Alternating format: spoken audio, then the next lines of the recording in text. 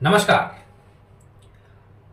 दोस्तों, हाजिर हूं मैं आज एक ऐसे विषय को लेकर के जिसके द्वारा हम कुंडली के माध्यम से यह पता लगाते हैं कि जातक अपनी वाक्पटुता में किस प्रकार से महारत हासिल करेगा।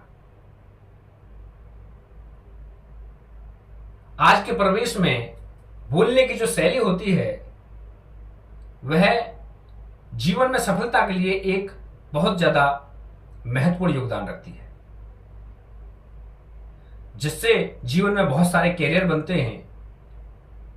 उच्च कोटि के जो नेता होते हैं, जिनकी भाषण शैली बहुत अच्छी होती है, उनकी कुंडलियों में यह योग देखने को मिलता है।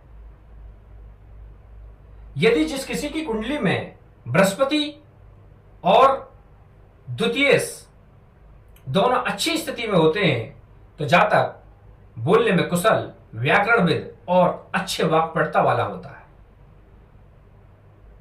किसी की बोलने की शैली कितनी बुद्धिमानीपूर्ण है, उसके बोलने का लहजा किस प्रकार से है जिससे वह संसार के लोगों को अपनी ओर आकर्षित करे, इसके लिए यदि बृहस्पति और द्वितीयेश दोनों का संबंध हो जाए, युति संबंध बन जाए, दृष्टि संबंध हो जाए और इन पर सूर्य की भी दृष्टि पड़ जाए तो जातक उच्च कोटि का व्याकरणविद साहित्यकार होता है।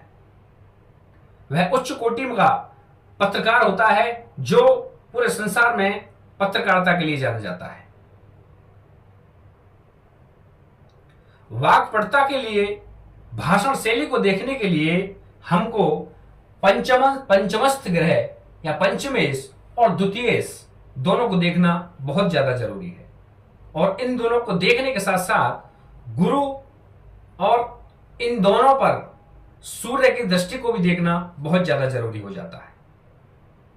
यदि किसी भी प्रकार से पंचमेश और द्वितीयेश का संबंध बन जाता है और इस पर सूर्य की दृष्टि हो जाती है तो हम आंख मीच करके कह सकते हैं कि जातक बहुत ज्यादा वाक्पटुता वाला होगा, बोलने में बहुत ज्यादा कुशल होगा, हाजिर जवाब, इस प्रकार का जातक होता है।